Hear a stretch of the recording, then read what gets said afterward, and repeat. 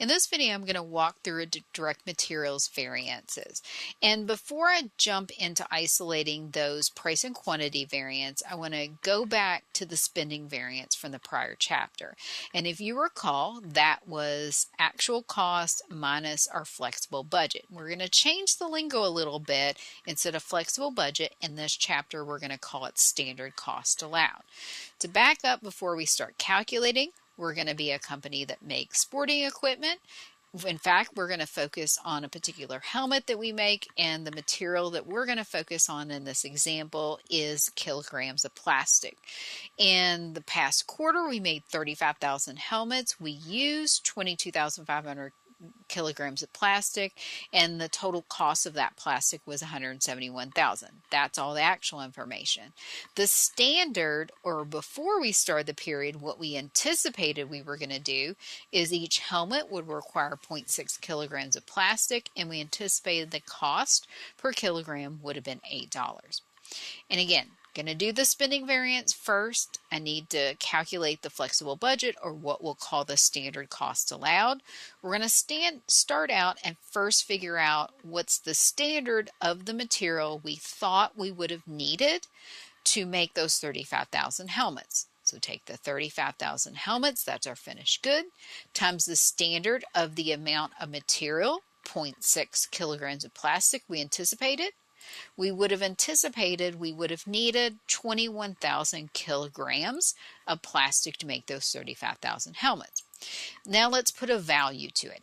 Again, start with our 21,000 kilograms of material we just calculated, multiply it times the $8 per kilogram, which is the standard of what we thought we would have paid for the material, and that comes to a standard cost allowed for the output of $168,000.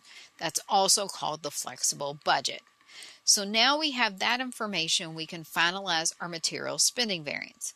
The total actual cost for materials was $171,000.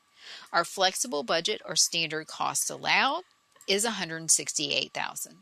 The dollar difference between the two is $3,000. Now, like we covered in the last chapter, with variances is not negative or positive, it's favorable or unfavorable. Our actual cost was higher than what we thought we should have spent. That's a bad thing, so it's going to be unfavorable. The power of this chapter, though, is let's dissect that spending variance. You know, right now, I know we have an unfavorable spending variance, but I don't know exactly what caused that. And I'll back up here. Is it because of the quantity of material? You know, I thought it was going to take 0.6 kilograms. It actually took more than that. Or is it because we spent a price? Is it because we spent more per kilogram? Maybe spent $9 instead of $8, or do those cross against each other? So I'm going to dissect that into both a price and quantity variance for materials. Let's start with the price variance. And the formula is going to be actual quantity times the difference between actual price and standard price. Now, instead of just trying to memorize the formula, step back and let's think about this. Price variance. We're looking at the difference in the price, and I'll note this is the price per unit for the material, actual price minus standard price. And not just on a unit level, let's multiply it times some type of quantity, and we're going to choose the actual quantity of material. So let's fill in and isolate what these different numbers are. Actual quantity. Well, we're not talking about helmets, we're talking about the quantity of material, and that's 22,500 kilograms. Actual price, well, they don't give it to us, but we can figure it out. If we spent $171,000 in total, and we used and bought 22,500 kilograms of material, divide that into the $171,000, and so our actual cost per kilogram was $7.60. The only additional thing we need for the price variance is the standard price per unit, and they already gave that to us, and that's $8 per kilogram. So let's fill this in our formula. 22,500 kilograms actual quantity times $7.60 per kilogram actual price minus $8 per kilogram. So let's stop before we finalize the answer. Our actual price was 40 cents less than what we anticipated. So is this going to be a savings and favorable, or an additional cost and unfavorable. It's a savings. We spent 40 cents less times 22,500 kilograms. That's $9,000 total. And again, it's favorable because we spent 40 cents less per kilogram times 22,500 kilograms. Now, who's typically, beyond just being able to calculate it, think about who's responsible and what might have caused it. The person typically responsible for a price variance is our purchasing agent. Depends upon their savvy within their purchasing, the timeliness, those types of things, the quality of the material. This could have come about because maybe our purchasing agent switched suppliers to, previously before it was just a higher price than it needed to be. On the other hand, it could have potentially come about because they shifted to lower quality plastic that cost us less per kilogram. So let's hold on to that. Now, the other side of our spending variance is the quantity of material, or the quantity variance. That formula is standard price times the difference between actual quantity of material minus standard quantity of material. So again, quantity variance, it makes sense. It's a difference in quantity, actual quantity minus standard quantity. And then we want to just be on quantity, we want to put a dollar value to it, so we're going to multiply it times the standard price. Some good news is we've already isolated most of those variables. Standard price was $8 per kilogram.